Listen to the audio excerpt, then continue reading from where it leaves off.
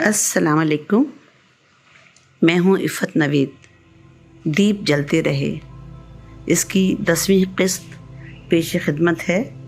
گزارش دوبارہ کرتی چلوں کہ اگر ابھی تک آپ نے اس چینل کو سبسکرائب نہیں کیا اور آپ ہمارے ساتھ جڑے رہنا چاہتے ہیں تو اس چینل کو سبسکرائب کر لیجئے تاکہ اگلی اقساط کا نوٹیفیکیشن آپ کو بر وقت مل جایا کرے۔ باجی کے گھر انہیں احمد کی تازہ ترین کیفیت سے آگاہ کیا، تب سب کو ہم سے دلی ہمدردی ہو گئی۔ سب ہی ہماری مدد کو آ گئے کہ ننند نے پورے خلوص سے ہمیں اپنے گھر چل کر رہنے کی دعوت دی۔ سب کا یہی مشورہ تھا کہ اب ہمیں کسی صورت ان کے ساتھ نہیں رہنا چاہیے۔ ان کے دیور نے کہا، تم نے کوئی ٹھیکہ نہیں لے رکھا، ان کے گھر والوں کو فون کرو، وہ آ کر انہیں لے جائیں، جو چاہے کریں، تمہارا کیا جائے۔ ہم ان سب کے آگے گڑ گڑائے کہ وہ سب جو کچھ کہہ رہے ہیں ان کی سب باتیں ٹھیک ہیں، لیکن اس وقت ان کا ہسپتال میں داخل ہونا بہت ضروری ہے۔ کسی نے کہا، اتنے پیسے کہاں سے لاؤ گی؟ شکر ہے میرے بہنوئی لیاقت بھائی جو پھوپھی زاد بھی ہیں، انہیں ہماری التجاؤں اور بے بسی پر رحم آ گیا۔ ان کے کہنے پر ڈاکٹر ایاز کو فون کر کے ایسے مریض کو داخل کرنے کا طریقہ کار پوچھا۔ انہوں نے بتایا کہ ہسپتال جا کر ان کی رجسٹریشن کروائی جائے گی، پھر ہاسپٹل کی ایمبولینس کے ساتھ ایسے مریض کو ڈیل کرنے والے 3 یا 4 تربیت یافتہ جوان آئیں گے، وہ خود ہی انہیں کیسے بھی کر کے ہسپتال پہنچا دیں گے۔ باجی کو پتہ سمجھایا کہ جہاں بچوں کو چھوڑا تھا وہاں سے لے آئیں، اور ہم لیاقت بھائی کے ساتھ جا کر رجسٹریشن کروا آئے۔ ہم گھر واپس آئے تو دیکھا احمد بھی موجود ہیں اور گھر والوں کو ان کے امراض بتا کر تعویذ دے رہے ہیں۔ ہمیں دیکھ کر پوچھا کہ ہم بچوں کو چھوڑ کر کہاں گئے تھے۔ ہم نے بتایا کہ ہم اسکول گئے تھے، تو کہا کہ انہوں نے اسکول جا کر بھی پتہ کیا تھا۔ خیر، کسی نہ کسی طرح لیاقت بھائی نے انہیں باتوں میں لگایا۔ تھوڑی دیر بعد یہ تو گھر سے نکل گئے۔ ہمیں خوف کہ ہاسپٹل کی گاڑی آئی تو انہیں تلاش کیسے کیا جائے گا۔ کچھ ہی دیر گزری تھی کہ دروازے کی بیل بجی۔ بچے نے آ کر بتایا کہ پولیس آئی ہے۔ اوپر سے جھانکا تو ایک بختر بند گاڑی کھڑی تھی۔ لیاقت بھائی نے آ کر بتایا کہ احمد کو لینے ہاسپٹل سے گاڑی آئی ہے۔ یہ مجرموں والی گاڑی جس میں ہوا تک کا گزر نہ تھا، احمد کو لینے آئی تھی۔ اس گاڑی کو دیکھ کر ہماری سانسیں رک گئیں۔ تقدیر سے ملنے والا مرض کیا اتنا بڑا جرم تھا؟ گاڑی کے ساتھ 3 لہیم شہیم مستنڈے کھڑے اپنی گھنی مونچھوں کو تاؤ دے رہے تھے۔ اسی وقت احمد سگریٹ سلگاتے گلی میں داخل ہوئے۔ ہم جلدی سے نیچے اترے۔ ہمیں خوف تھا کہ احمد مزاحمت کریں گے تو یہ انہیں ماریں گے۔ ہم نیچے آ کر کھڑے ہو گئے۔ ان میں سے ایک نے اپنی انگلی گاڑی کی طرف کر کے 2 مرتبہ حکمیہ انداز سے لہرائی، جیسے کہہ رہے ہوں شرافت سے گاڑی میں بیٹھ جاؤ، اور آستینیں چڑھا کر احمد کی جانب بڑھا۔ احمد نے بے بسی اور رحم طلب نظروں سے ہماری طرف دیکھا۔ ہم نے نظریں جھکا لی۔ وہ بغیر کسی مزاحمت کے گاڑی میں بیٹھ گئے۔ اس بار چارگر میری وحشت کو دیکھ کر زنجیر میرے پاؤں میں کس ہی گئے جناب۔ لیاقت بھائی ڈرائیور کے ساتھ والی سیٹ پر بیٹھ گئے۔ احمد گاڑی کے شیشوں سے جھک جھک کر ہمیں دیکھ رہے تھے۔ ان آنکھوں کی سراسیمگی آج بھی ہماری آنکھوں میں بسی ہے۔ ڈرائیور نے گاڑی سٹارٹ کر کے گاڑی کے سائیڈ مرر ٹھیک کیے اور گاڑی بیک کرنا شروع کر دی۔ رشی بابا بابا کہہ کر ہم سے لپٹ گیا۔ ہم نے رشی کو خود سے الگ کیا اور گاڑی روکنے کے لیے ڈرائیور کو اشارہ کیا۔ ہم نے ڈرائیور سے کہا، ہم بھی ساتھ چلیں گے۔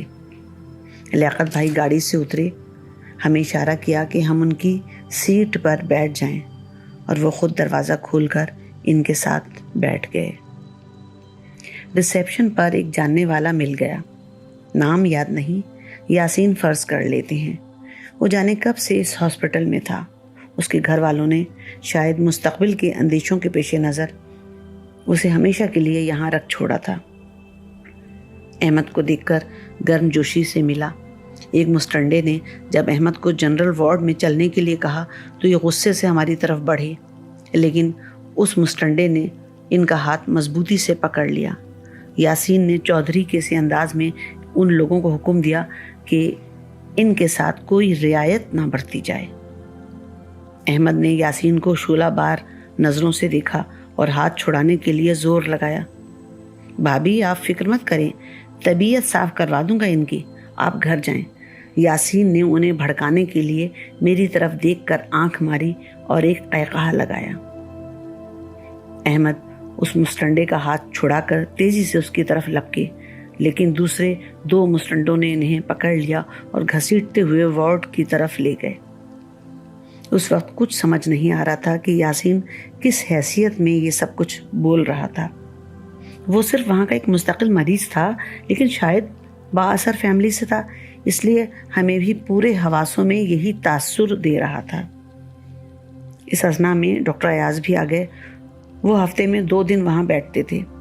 ہمیں تسلی دی اور کہا کہ 4 دن تک ہم ان سے کوئی رابطہ نہ رکھیں اور گھر سے ان کے لیے کوئی بھی کھانے پینے کی چیز نہیں آ سکتی۔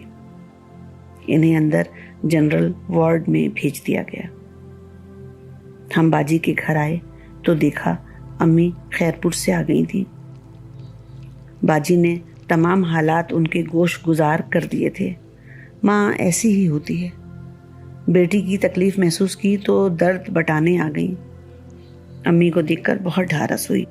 بچوں کو باجی اور امی کے حوالے کر کے ہم احمد کے ہاسپٹل کے اخراجات کے لیے رقم کا انتظام کرنے کے لیے گھر سے نکلے۔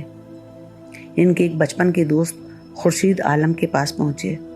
اس نے ہمیں 1000 روپے اسی وقت دے دیے اور بھائی صاحب کے پاس جا کر مدد طلب کرنے کا مشورہ دیا۔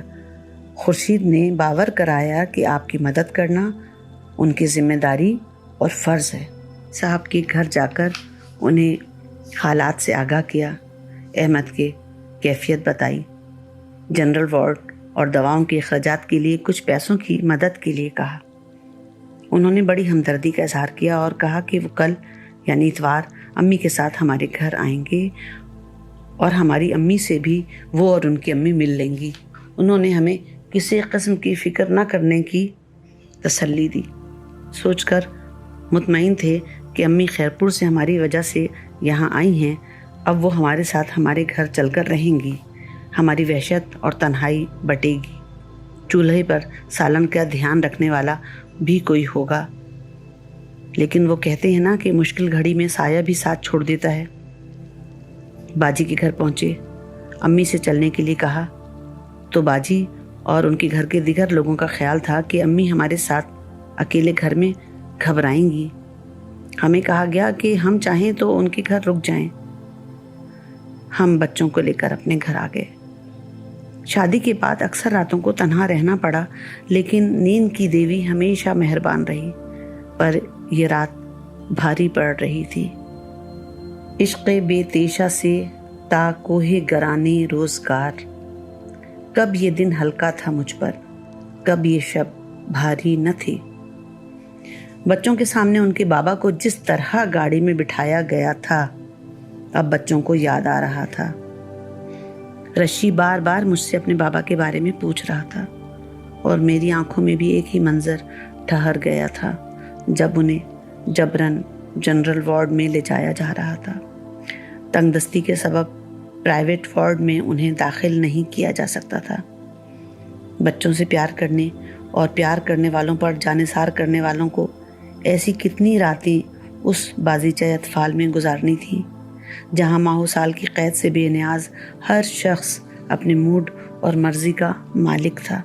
ہمیں تو اس حریف گردش لیل و نہار سے آزادی مل گئی تھی، پر اسے دنیا سے پرے پاگل خانے میں خطرناک پاگلوں کے وارڈ میں چھوڑ دیا گیا تھا۔ کیا تماشا ہے شب و روز کے دیوانے کو، ایک آزاد کرے دوسرا زنجیر کرے۔ دوپہر 3 بجے بھائی صاحب امی اور بچوں کے ساتھ آ گئے۔ امی کو دیکھ کر بہت ڈھارس بندھی۔ बच्चे भूखे थे। भाई साहब खुद जाकर नान ले आए। हमने चने की दाल में उबले अंडे डालकर दस्तरखान का मान बढ़ाया और सबके आगे खाना रख दिया। और साथ ही भाई साहब के कहने पर महल्ले के बच्चे से अम्मी और बाजी को भी बुलवा लिया। भाई साहब इंतहाई मुखलिस इंसान के रूप में सामने आए।